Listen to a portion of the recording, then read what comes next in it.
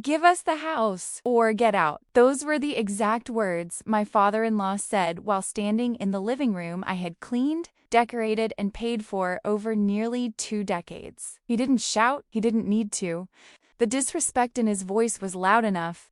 My name is Elena Carter. I'm 42 years old. I'm a mother, an accountant, and a woman who learned the hard way that kindness without boundaries invites control. That house wasn't just property. It was my life. I married Michael Carter when I was 25. He was charming, ambitious, and full of big dreams. He worked in real estate, always talking about future investments and long-term assets. I believed in him. I supported him. When we decided to buy our first home, it felt like the beginning of something permanent. I still remember sitting in the bank office, signing document after document. The loan officer asked, "Joint ownership?" Michael hesitated for half a second. "Yes," I said clearly. "Joint." I didn't say it with suspicion. I said it with confidence. I was contributing too. I worked remotely as an accountant for small businesses. My income helped qualify us for the mortgage.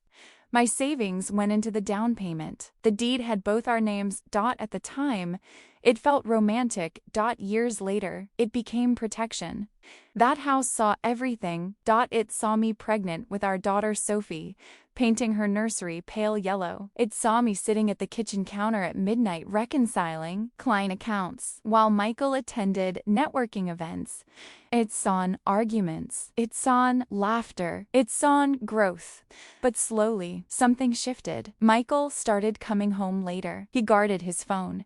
He criticized small things about me, how I dressed, how I spoke, how emotional I was. Then one evening, he sat across from me at the dining table and said calmly, "I think we've grown apart." 3 months later, I found out about Vanessa Younger, polished, ambitious.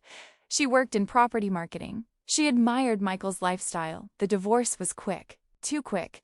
But during mediation, one thing was clear. 2 weeks after the divorce, I was working from home.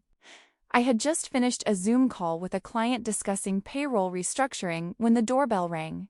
The house remained jointly owned until a formal agreement was reached. I stayed. He moved out. And that's when the real battle began. 2 weeks after the divorce, I was working from home. I had just finished a Zoom call with a client discussing payroll restructuring when the doorbell rang. I opened it to see Richard and Diane Carter, my former in-laws. They didn't wait to be invited in. Richard walked straight into the living room, looking around like he was inspecting something damaged. "This house belongs to our son," Diane said sharply. "You need to sign it over." I kept my tone steady. "The divorce agreement hasn't finalized ownership." Richard looked at me like I was naive. "You can't afford this house alone. Be realistic." What they didn't know was that I had already reviewed every financial document weeks ago. Every mortgage payment, every bank transfer, every tax statement. I knew exactly where I stood. That evening, Michael called. "Why are you making this difficult?" he asked. "Difficult?" he asked. "Difficult?" I repeated. "I've paid into that house for 18 years. You're being emotional."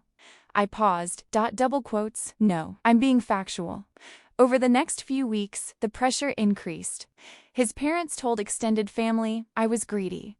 Mutual friends stopped calling. Even Sophie heard whispers at school. One afternoon during work, I was reviewing quarterly financial statements for a client when Michael showed up unannounced. "We can force a sale," he said confidently. "Then do it legally," I replied calmly. Inside, I was shaking, but I didn't show it. That night, I contacted Angela Morrison, a property attorney known for handling high-conflict divorce asset cases in her office. I laid out everything: deed copies, payment records, renovation receipts, proof of my income contributions. Angela reviewed the documents carefully. "Elena," she said firmly, "your name is on the deed. That gives you legal standing. No one can remove you without due process." For the first time in weeks, I exhaled fully, but we didn't stop there. Angela advised me to refinance under my sole income if possible. It meant longer hours for me, more clients, more stress. So I worked. During the day, I handled client meetings, tax planning, payroll systems. At night, I updated spreadsheets for my own mortgage qualification. I cut expenses. I built savings. There were nights I cried quietly in the bathroom so Sophie wouldn't hear me. But I never considered leaving. Michael followed through with his threat. We went to court. The courtroom was quiet, controlled, professional. Angela presented the deed first, both our names clearly printed. Then she presented 18 years of financial contributions from my accounts toward the mortgage and home expenses. Michael's lawyer argued that Michael had paid the majority. Angela responded calmly, "Majority does not eliminate co-ownership." The judge reviewed the documents carefully. Then he said something simple. "Mrs. Carter has equal legal ownership. She cannot be forced out." It wasn't dramatic. It was final. Outside the courthouse, Richard avoided my eyes. Diane didn't speak. Michael looked frustrated, not heartbroken, not angry, just surprised. They truly believed I would fold. Months later, I successfully refinanced the mortgage under my name alone. It was difficult, but I did it. I repainted the walls, I rearranged the furniture, I replaced the dining table where Michael once told me I wasn't enough for the first time. The house felt peaceful. This wasn't just about property, it was about respect. For years, I was the supportive wife, the quiet worker behind the scenes, the emotional one. But when they said, "Give us the house or get out," they forgot one important detail. I was never just living there, I was building there.